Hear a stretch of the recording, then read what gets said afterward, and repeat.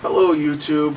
Today what I want to talk about is a continuation of last time's video that I filmed in Minneapolis, Chicago Avenue. What I want to talk about is what made Ibn Barrajān stand out in history. And frankly, it wasn't many of the stuff that I talked about in the last video. But one of the things that has made him always be a line in history books was that he predicted, allegedly, the conquest of Jerusalem by the famous Salahuddin al-Ayyubi during the Crusades. And to go back to this book here, The Mystics of al-Andalus, by Professor Casewit, he has a section in here. It's going to be page 294, starting at page 294, where he talks about this prediction from Ibn Barrajān. And Yousef Casewit, besides writing this book here on Ibn Barrajān, he also edited from manuscripts one of Ibn Barrajān's tafsirs, one of his exegesis.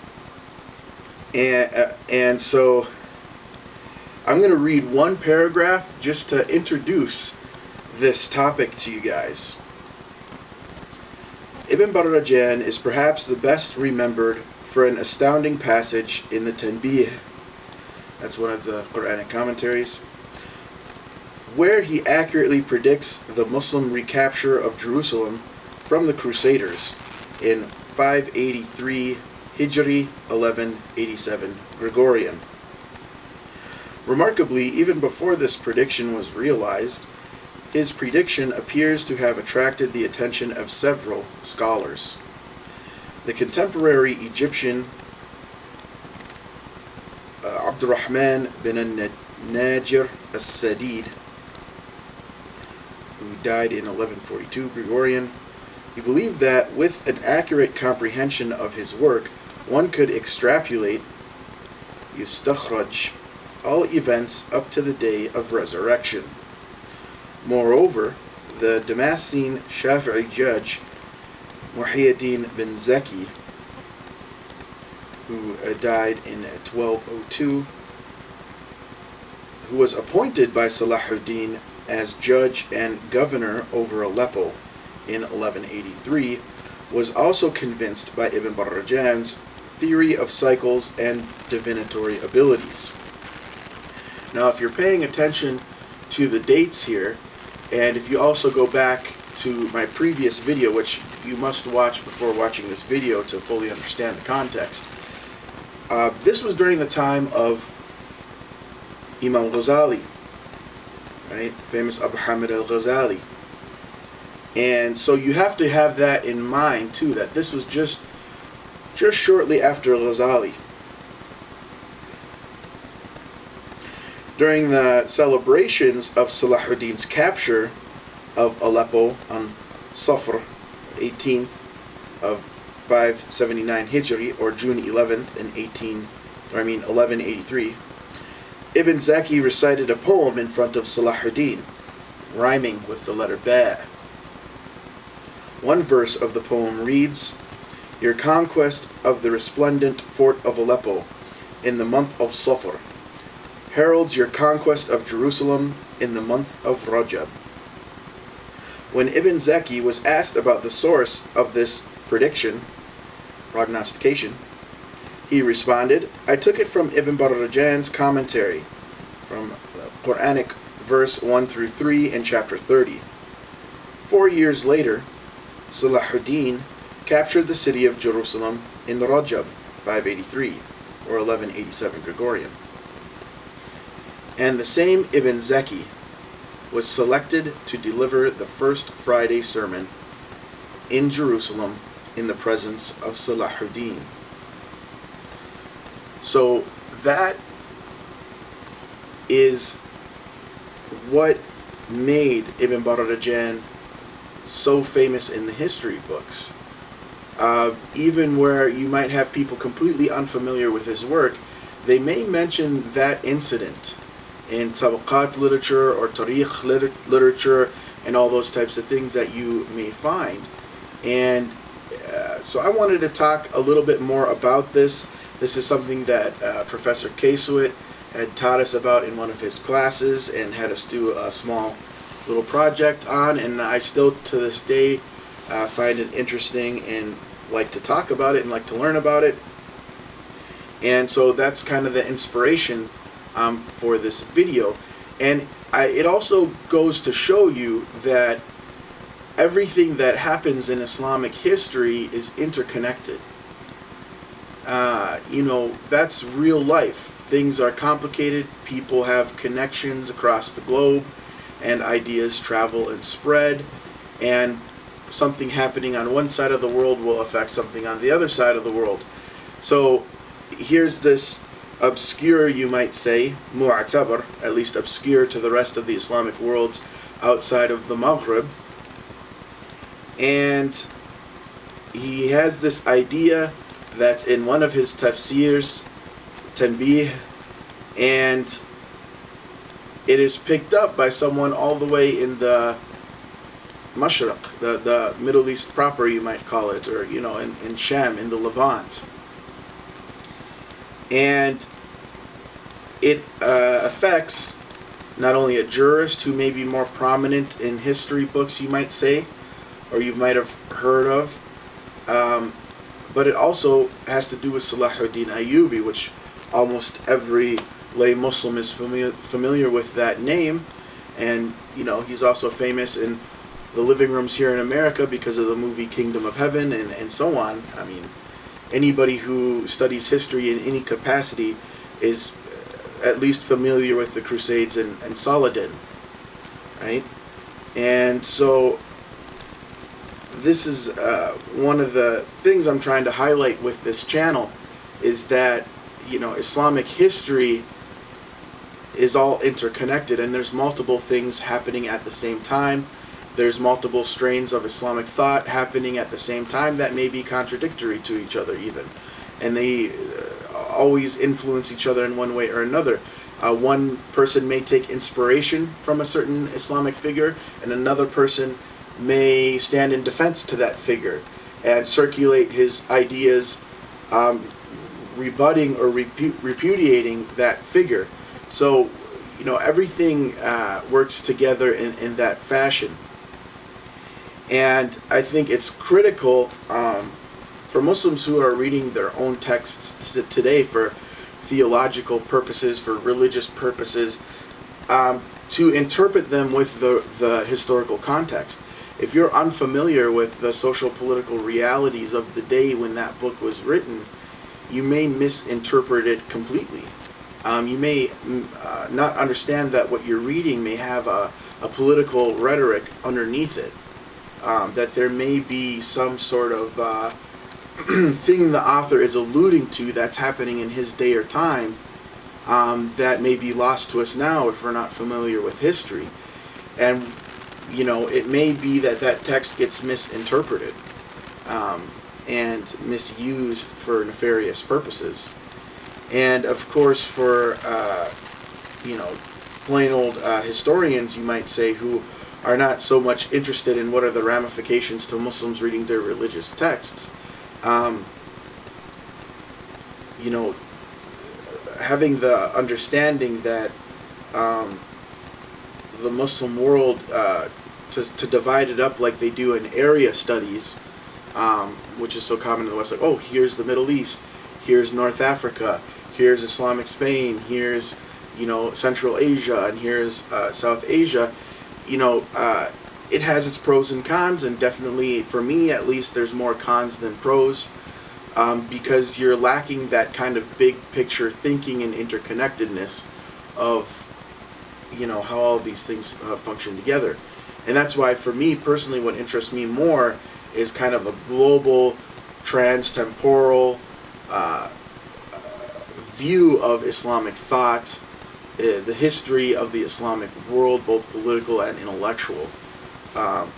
And so, without blabbing too much about historiography, I want to talk a little bit more about Ibn Barrajān's tafsirs, what are they exactly, and then a little bit about the verse that he's using to predict the conquest of Jerusalem by Muslims after the Crusaders take it, and a little bit about his cosmology and how his cosmology influenced his interpretation of verses and how he predicted this phenomena that did end up happening. Whether, this is a self-fulfilling prophecy or not is debatable, meaning that Salahuddin heard about this prediction, before actually the conquest of Jerusalem. So did he try to, plan to conquer Jerusalem on this specific date because he was aware of this prediction in Ibn Barrajān's tafsir, or not? Or does that even really matter? To the believing Muslim, everything is qadr. It's divinely ordained, predetermined, pre-planned. So does that even matter at all whether Salahuddin was planning to do it on this date or not? The fact is, it happened. So Ibn Barrajān, he is famous for mostly having two different Quranic commentaries, exegesis, or you might call tafasir or tafsirain. He has two of them.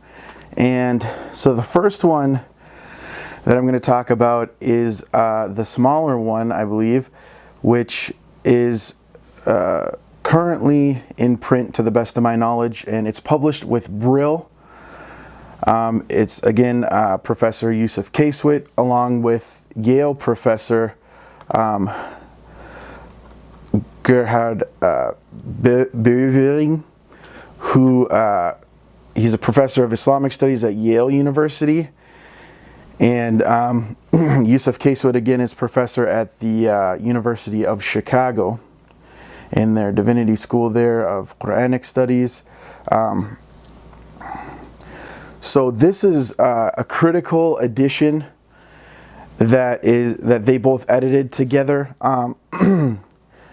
And so it takes from all the different extant manuscripts, and there's collation, you compare them for any differences, and then you notate that. And it's published trying to be as accurate as possible to the manuscript tradition. And it is not mushakkil, does not have the harakat or the vowelization, as often in the manuscript tradition they do not. And so, Ibn Barrajan, he existed in the 12th century, and so the name of this commentary here is Īḍāḥ al-ḥikma bi-aḥkām al-ʿibra. Okay, so here again we have that word ʿibra from the Mu'tabirun movement. Everything is about ʿibra. So it's wisdom deciphered, or you might say the unseen discovered. So Īḍāḥ means to clarify or elucidate. So Īḍāḥ al-ḥikma, so elucidating the wisdom, or you might even say the mystical gnosis through aḥkām, you might say rulings or wisdoms or what have you of al-ʿibra, which we talked about before, is traversing or crossing, meaning contemplation, to contemplation of the world, the signs of God in the world, in order to perhaps get access to al-ghayb, the unseen. And so this is a hefty, lofty, powerful title of a Quranic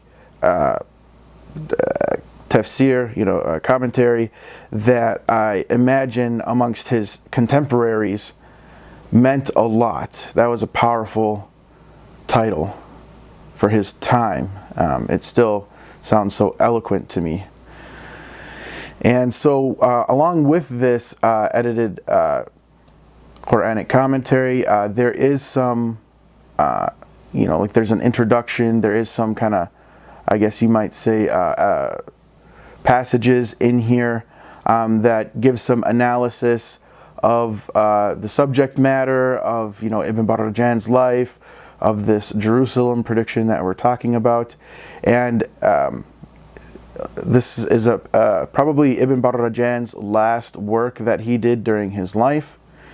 Definitely during the later period of his life. And it has a very, I guess you might say, articulate exposition of his ideas in their final form. So it's a very holistic, kind of comprehensive, I guess, idea of all of Ibn Barrajan's thought put together in one book.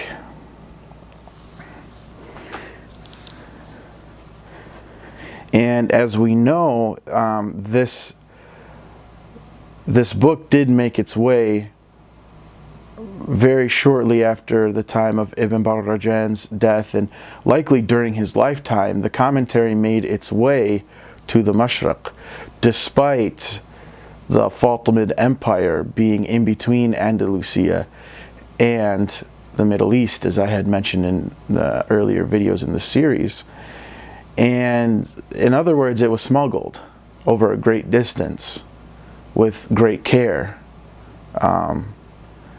For a book, in modern print here, which it's just Arabic, it's not like translated. It's about 960 pages. Let me just double check. I have my laptop here, the exact page number. Yeah, it's 960 pages exactly. And so it was published in 2015 with Brill. And so, I mean, this is a massive book. And I imagine, and I'm sure Professor Casewit, he could tell any of us this if we're able to get him on the channel. Maybe we can do that. But I imagine that the manuscripts, the original book, you might say, in the medieval tradition, had to be a multi-volume copy, even though the Brill edition is one large volume now in modern print. So that's the first commentary that I want to talk about. To the best of my knowledge, Ibn Barrajan had an earlier Quranic commentary that he wrote that's just known as al-Tanbih, but actually the real title is Tanbih al-Afham illa Tadabbur al-Kitab al-Hakam or Hakim wa Ta'arruf al-Ayat wal-Naba al-Azim. So the Tanbih, it even still is quite a large Quranic commentary. There's 3 printed editions that I'm aware of. So you have one that was edited by Muhammad al-Adluni, I believe the name is, in Casablanca, from a publisher called Dar al-Thaqafa in 2011. That's 2 volumes, 2 large volumes from what I understand. Then the next one that came out was from DKI, Dar al-Kutub al-Umiyya in Beirut, edited by Ahmed Farid al-Mazyadi, and in 2013 it came out, and that one's 5 volumes. And the next one that came out in 2016 is also 5 volumes, edited by Fatih Husseini Abdul Karim, and that's published in Amman from a publisher called Dar al-Nur al-Mubin. So if anyone's interested in looking up the Arabic books there, the Arabic versions, you may be able to find a PDF out there. Or you may be able to purchase it.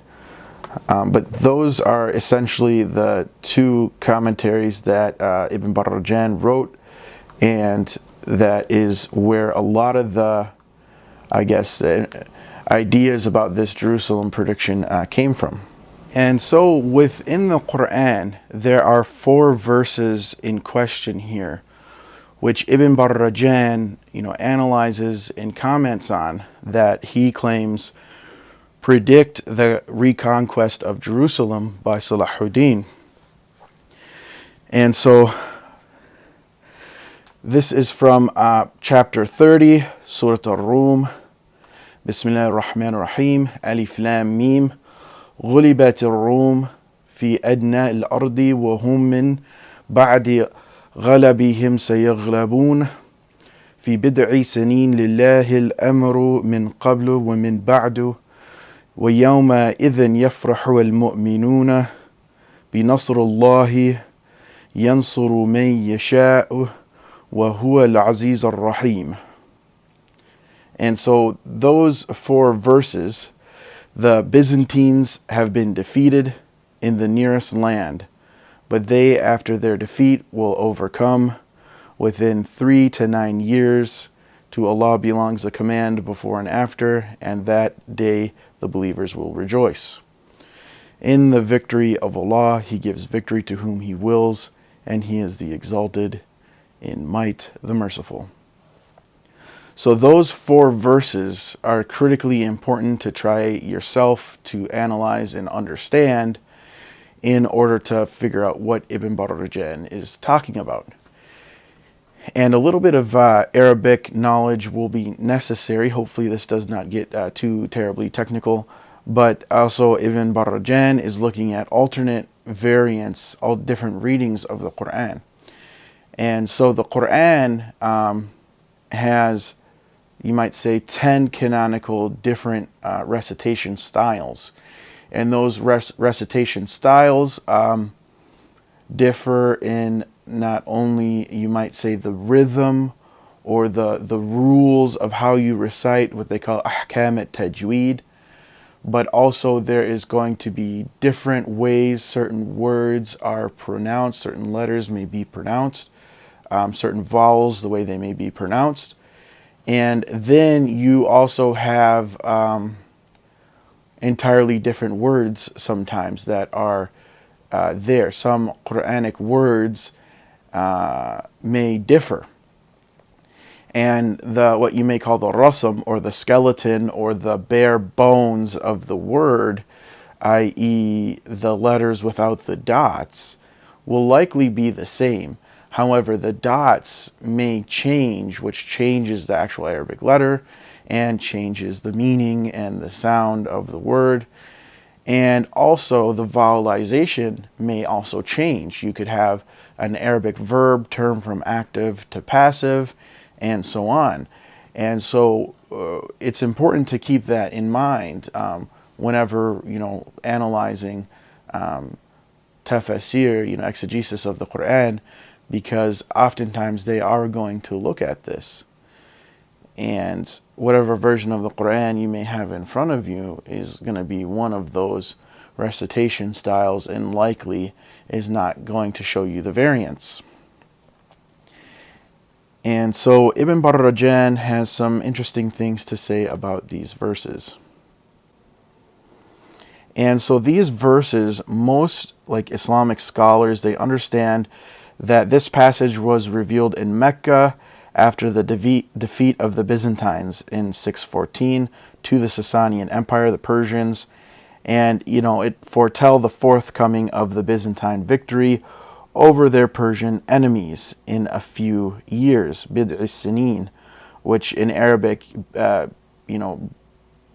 or ba'd, or bid'i rather, it means anywhere between 3 to 9 typically, and different scholars have disagreed what's the exact number.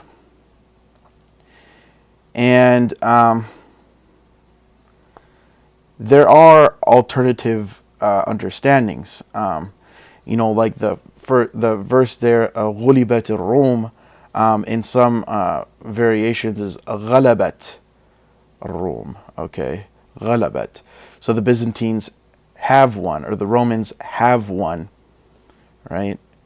And that would change, the meaning here. And I think that's what Ibn Barrajān was alluding to. So you could read it as, the Byzantines have won in the lands close by, and they, after their victory, shall lose within a few years. Okay, so when you read it in that way, that is where Ibn Barrajān is trying to say, hey, this could be, the Crusades here. This could be something else going on. This could be the Christians, who've invaded, taken over Jerusalem, and we are going to reconquer them. And I think, for any person who is looking at the Qur'an in a critical way here, could understand that both interpretations are correct, and that the Qur'an may have a plethora of different meanings. multi-layered meanings that are going on within it. And so those who ascribe to this variant reading hold that the verse was revealed at the Battle of Badr in the year 624, after the Muslims were heartened by the news of their fellow people of the book, the Byzantine Christians, defeated by the Sasanians at the Battle of Isis at 624, which was followed by their decisive victory in Nineveh in 627. So that was some of the ways scholars before Ibn Barrajān would have interpreted this alternate reading. So there's a lot of scholars who said this has to do with the two superpowers during the time of the Prophet Muhammad, the two big global powers, the Byzantines and Sasanians, the Romans and Persians. So for Ibn Barrajān, he gives equal weight to both variants and proclaims that the passage foretells not only of Umar's conquests, but of a second Muslim victory that was yet to come. So for him, Ibn Barrajān, he was very into what you would call ilm al-kawniyya, or cosmology in English. And a lot of it, like I mentioned in earlier videos here in this series of intellectual history of Islamic Spain, the Mu'tabirun movement, that cosmology and just in general, their thought was influenced by Neoplatonism that was brought to them through the texts known as Ikhwan al-Saffa, the Brethren of Purity. And so Ibn Barrajān, he had this idea that, bid'i sinin, a few years, referred to 1,000 lunar months, or Islamic months, based on the Quranic expression al-shahr, which is from chapter 97, verse 3. And he reckons roughly that the Muslims shall win within a few thousand lunar months of the revealed date of the verse. All right. And he prophesizes that the tables would turn in favor for the Muslims when the grand cycle of 7,000 lunar months would come to a close. So this prediction gained instant fame after Salahuddin's reconquest of Jerusalem, and has been held up as a prime example of Sufi epistemological claims, as well as the doctrine of Quranic imitability, or i'jaz al-Qur'an. So, this was basically his prediction in a nutshell. So he predicted basically that in the year 1187 Gregorian, that Jerusalem would be reconquested based on his cosmological ideas and interpretation of these verses.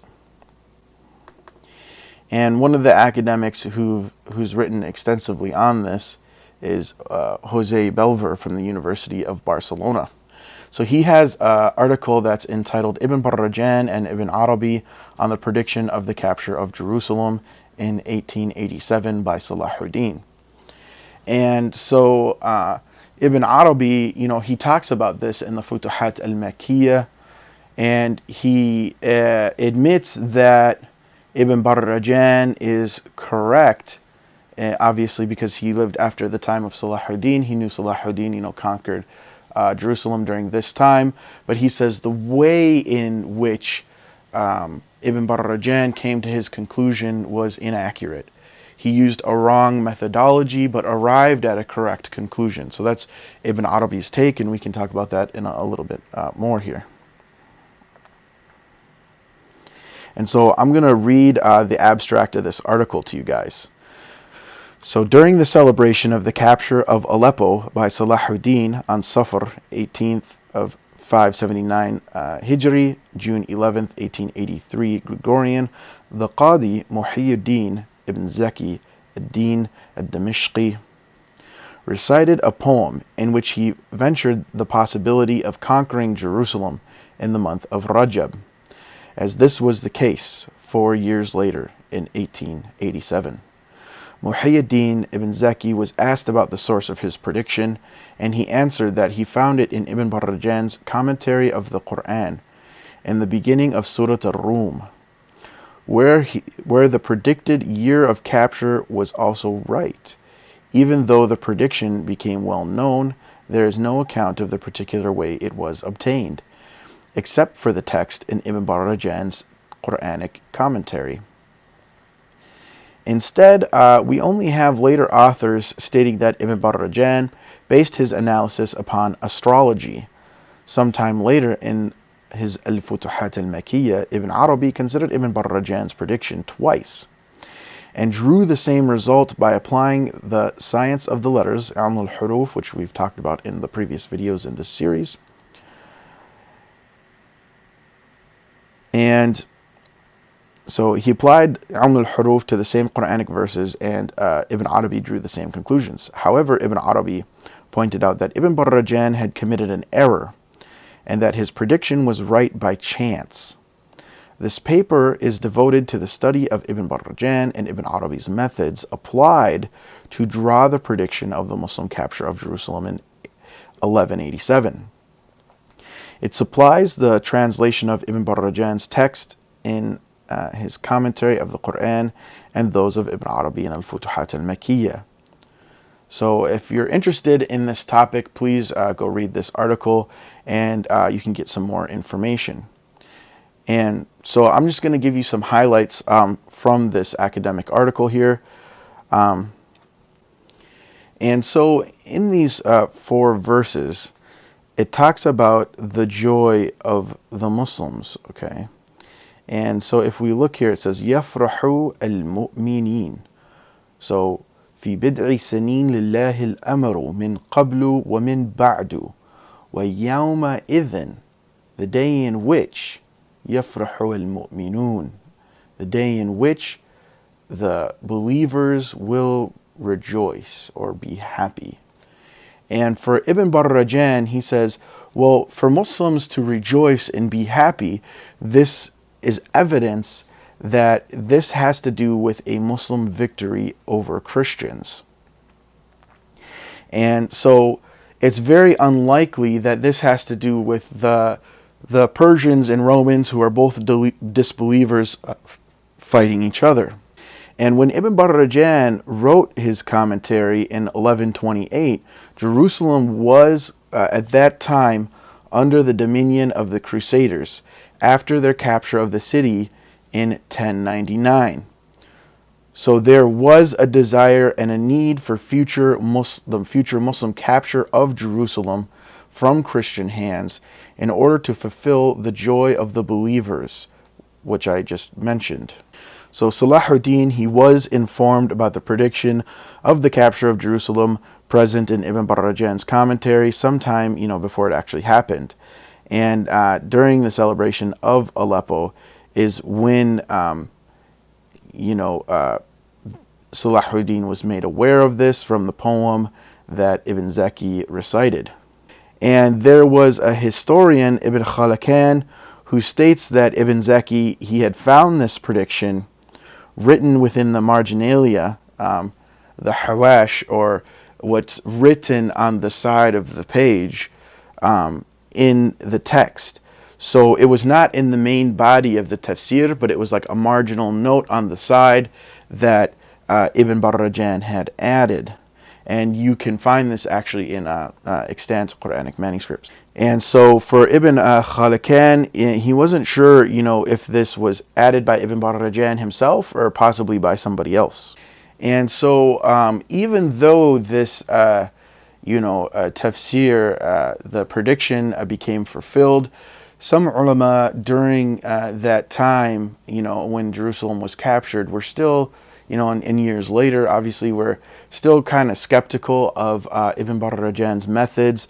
They criticized him for using, cosmological arguments and historical arguments rather than other types of evidences. So in other words, they attacked his cosmological epistemology. And even Ibn Arabi, said that he should have used the method of al-huruf, that type of epistemology, to come to these conclusions. And so with this verse here where it says, يَفْرَحُ الْمُؤْمِنُونَ, some interpreters thought that mu'minun must have referred to the Romans, okay? And for Ibn Barrajān, this is unacceptable because they were not Muslims. So how could they be mu'minun? Whereas if you read Fred Donner's book, The Believer's Movement, his theory on the Believer's Movement, for him, he argues that the word mu'minun referred to in the early period Muslims, Christians, and Jews and monotheists of various kinds. Whereas it was only later on that Muslim scholars, that ulama, decided no, mu'minun particularly only refers to Muslims. And this is still a very political and debated point.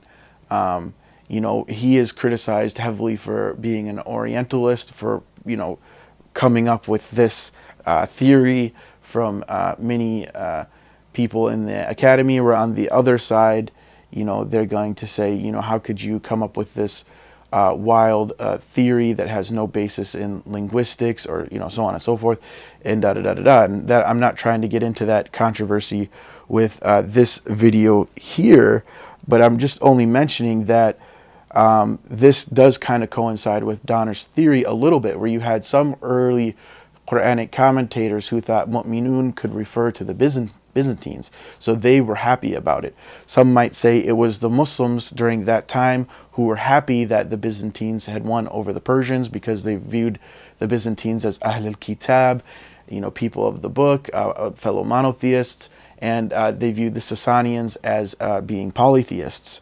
But for Ibn Barrajān, he does not share either of those interpretations. He said, no, this must be the Muslims. And so why would the Muslims rejoice for a Christian victory? And rather, they had to be rejoicing for a Muslim victory. So this likely has nothing to do with the Romans and Persians, in other words.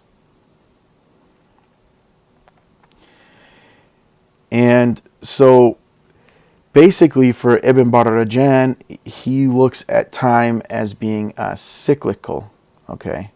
And he has this idea of the dawa'ir al-taqdir. And these are cyclical spheres causing the determination of events. So you could think of it as planets. You could think of it as spheres or circles of time, however you kind of want to imagine it. Ibn Barrajān, if you want more information on how Ibn Barrajān really thought of it, I would go to, Yousef Casewit's book, The Mystics of Andalus. And so for Ibn Barrajān, the dawa'ir al-taqdir, they're spheres above the realm of manifestation and below the realm of divine, in which events are commanded in a virtual state before being actualized. And the realm of manifestation, as these spheres revolve, the commanded events are actualized in the realm of manifestation, in a cyclical basis depending on the period of revolution of each of these spheres. So for Ibn Barrajān, time and events, his cosmology, all of that is cyclical. History repeats itself, you might say.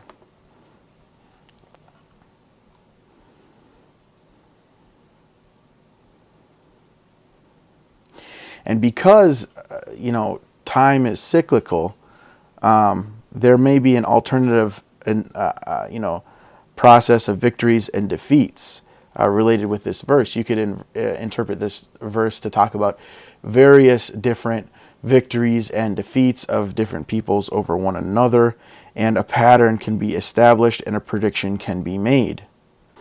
And so there's multiple ways that this verse can be interpreted. You could say that this is the first Byzantine victory over the Muslims ever, which is drawn by the expression that, غَلَبَتْ Ar-Rum. Okay. You could also say that a subsequent Muslim victory over the Byzantines some 49 weeks after the first defeat, in which the Muslims only reached the Byzantine border, which, although not explicitly stated by Ibn Barrajān, may be entailed in the expression Ar-Rum, that they'll be defeated, سَيَغْلَبُونَ, all right? According to the non-canonical reading or the other alternative Quranic reading, you might say that the Muslim conquest of Greater Syria during the Caliphate of Umar, which is drawn but from the expression, غُلِبَتْ al-Rum, or you might say that the Crusaders' capture of Jerusalem in 1099, which is derived from the part of the verse where it says, بَعْدِ غَلَبِهِمْ سَيَغْلَبُونَ. Right, so after their victory, meaning the Christian victory over Jerusalem in 1099. And then you also have the predicted Muslim victory over the Christians, which is supposed to take place in 1187. It actually does. And, that's where you'll get the سَيَغْلَبُونَ part also. So there's different ways to look at this verse here. And when you're looking at bid'i sinin, like I said, it can range from 3 to 9. And Ibn Barrajān, he likes the number 7. He says bid'i. Bid'i means number 7. And so he talks about 7 cycles, that can stand for a week. And he's obsessed with the number 7. I'm not a math whiz, and I'm not going to get into that. I'm a humanities person. So those of you who are good at math, you could take a deeper look at that and get into the mathematical aspect of Ibn Barrajān. And so I hope what I'm explaining to you gives you some idea of where Ibn Barrajān is coming from with how he's trying to predict, using his cosmology, his mathematics, his different readings of these verses, that Jerusalem, which was conquered by the Christians during his time, will be reconquered by the Muslims. And he's trying to figure out when will this happen, because he seems to be sure that it will happen. And he is trying to set the stage for that to happen, you might say. And so what I want to do here is read a passage that I wrote about this as part of an assignment for one of Yousef Casewit's class. And I'm going to talk about my thoughts on, Ibn Barrajān's prediction. So Ibn Barrajān, an Andalusian mystic, is most remembered nowadays because of the prediction of the reconquest of Jerusalem by Salahuddin. His exegetical commentaries that were known to have prognostications became famous, and the rest is history.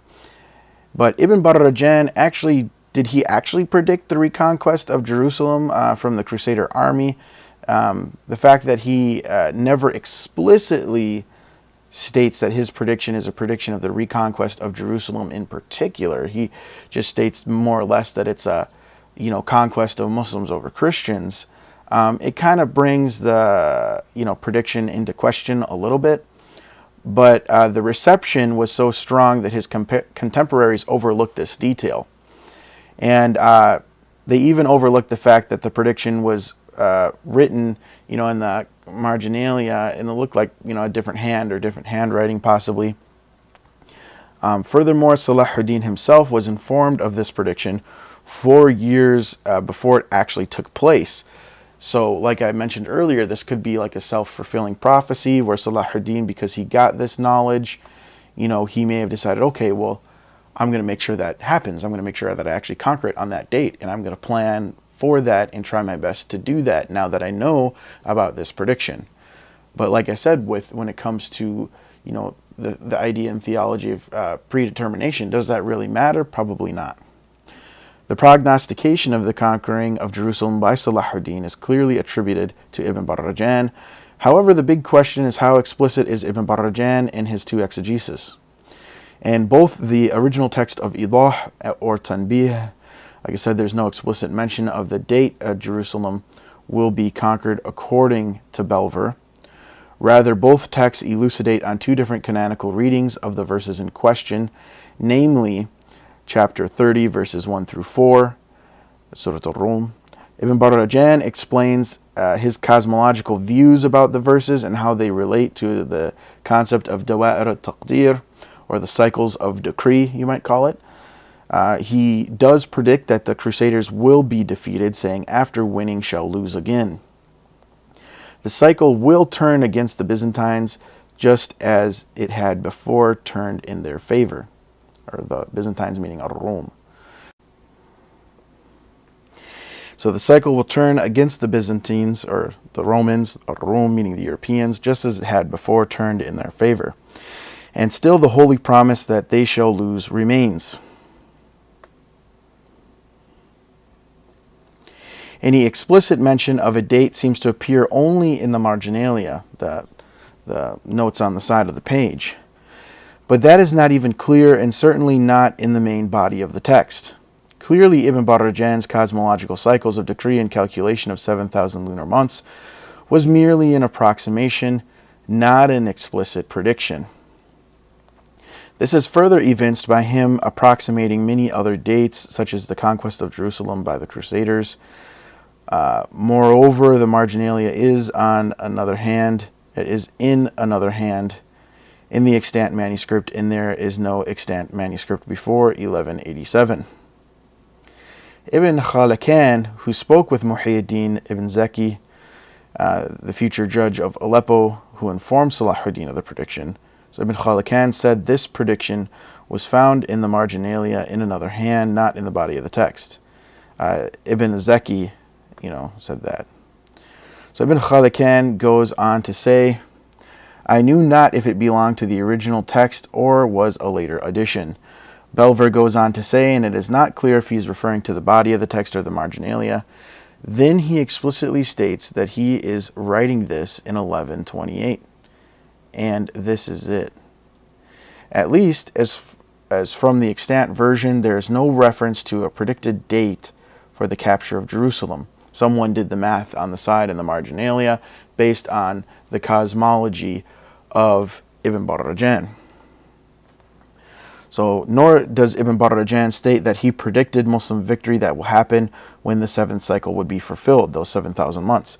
He only highlights a time interval of 7 cycles, which amounts to 583 lunar years and 4 lunar months, without linking its fulfillment to the capture of Jerusalem, and without providing an initial date from which reckoning this time interval. So it's thought that this, the date that you're supposed to calculate this from was the date that those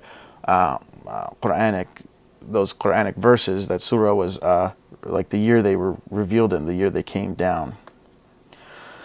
Although Ibn Barrajān gives all the tools one would need to glean from his tafsir a possible predicted conquest of Jerusalem, he did not himself explicitly state or predict as such. So this marginalia on the side, the hawash, or whatever you want to call it, who wrote that? That's kind of the question. Was it Ibn Barrajān himself? Was it one of his students? Was it the copyist of the manuscript who did some math and wrote it there? Was it Ibn Zaki himself? Who wrote this? That's kind of the question. Maybe it was Ibn Barrajān himself. It is, however, very evident that those who received Ibn Barrajān's works did indeed attribute the explicit prediction of the capitulation of Jerusalem to the Muslims in Rajab 583, or in October 1187 current era, Gregorian. 4 years before the conquest of Jerusalem, Salahuddin conquered Aleppo, in which there was a celebration of the victory. It was there where Salahuddin was eulogized by the Damascene judge, or a poem was recited to him by Muhyiddin Ibn Zaki. He recited the poetry, talking about this prediction from Ibn Barrajān. And according to the 13th century historian Abu Sham al-Muqaddisi, a certain faqih, Majd al-Din Jahbal al-Shafi'i al-Halabi, was in possession of one of Ibn Barrajān's exegesis and read the prediction regarding the Muslim reconquest of Jerusalem. Majd al-Din bin Jahbal said he based his conclusions on some points mentioned in his book. It is not clear who the he is referring to, but perhaps Majd is basing his conclusion that Ibn Barrajān predicted the reconquest of Jerusalem on some points that Ibn Barrajān mentioned in his book.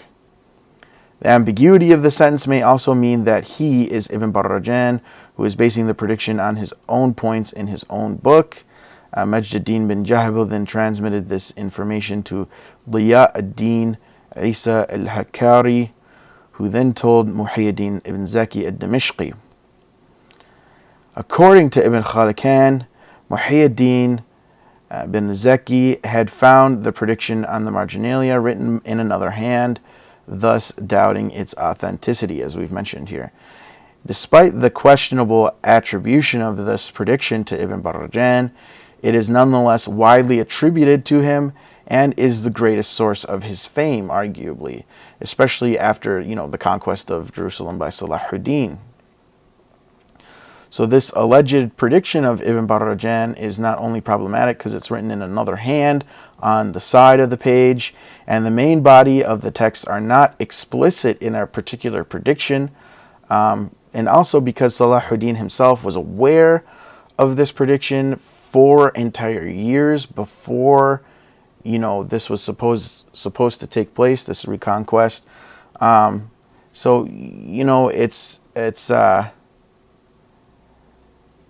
It's not unlikely that this became like, you might say, a piece of propaganda used by Nur-ad-Din Zengi's state, the state that Salahuddin Ayyubi lived in at the time, that this particular piece of information was widely disseminated amongst maybe the soldiers or the army and that type of thing as a rallying force, a way to motivate them, and then they actually fulfilled it. And, it's very well known that Salahuddin Ayyubi, he showed a lot of outward signs of religiosity. He took religion and the ulama quite seriously. He was known to do da'wah, or try to convert Christians, and he was known to have a humble appearance, not to look like too impressive, and he lacked vanity or like a lot of self-interest. And Salahuddin was known to rescue a Frankish woman's baby from Muslim raiders after the conquest of Jerusalem. And, it was said that he enforced Islam more strictly than the Fatimids. In other words, he cared about Islamic law, the Sharia, Islamic morality and ethics, you might say, and he kind of enforced it in, I guess, a theocratic way. And he is known to have said, "I've given up earthly pleasures, I've had my fill of them."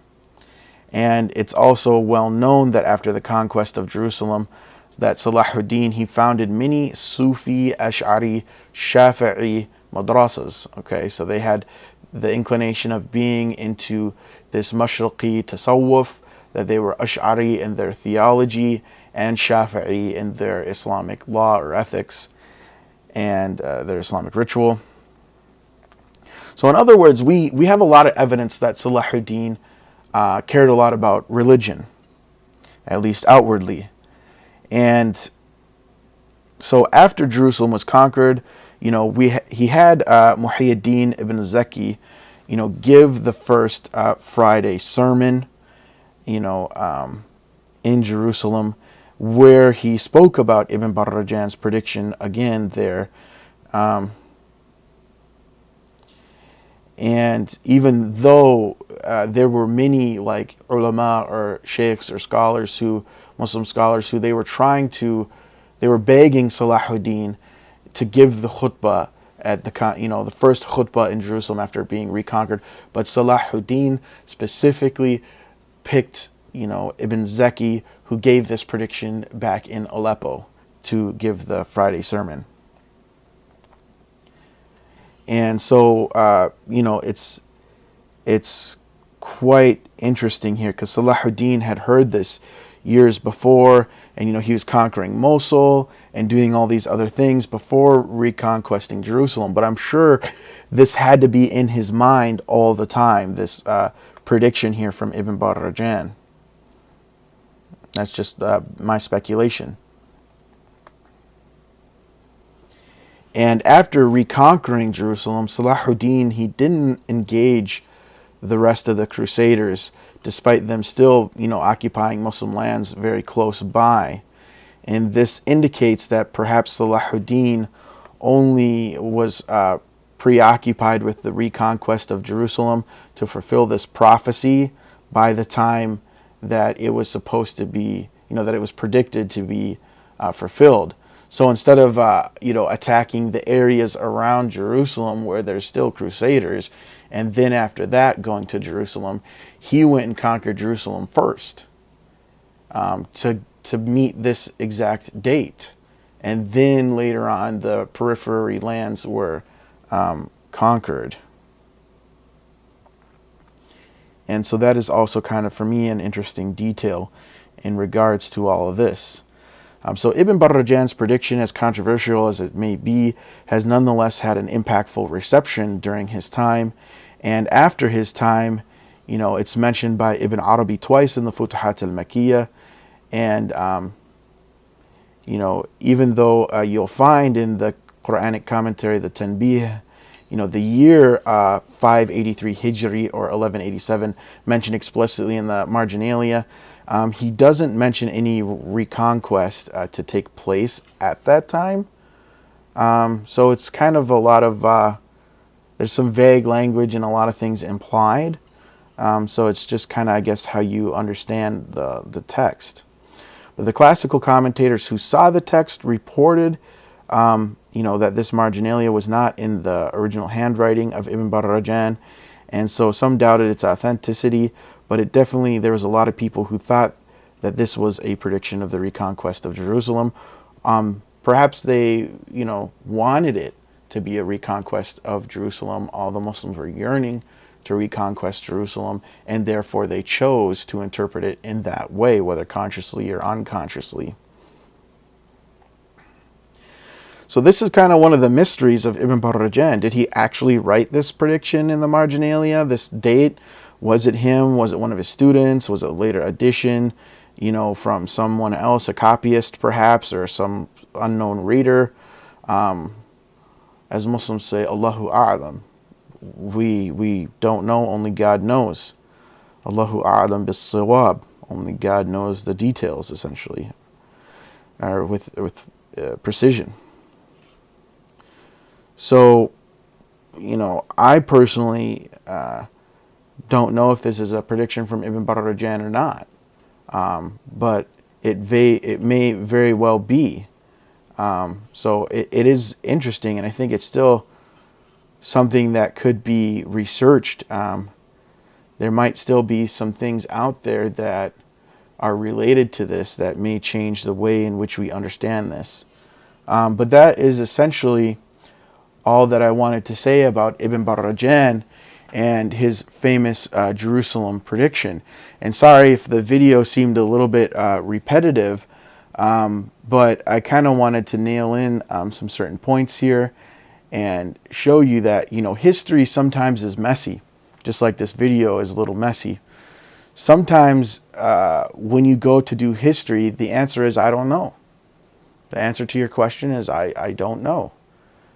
We find the evidence, we look at what the evidence tells us, and sometimes we don't have an answer to our question.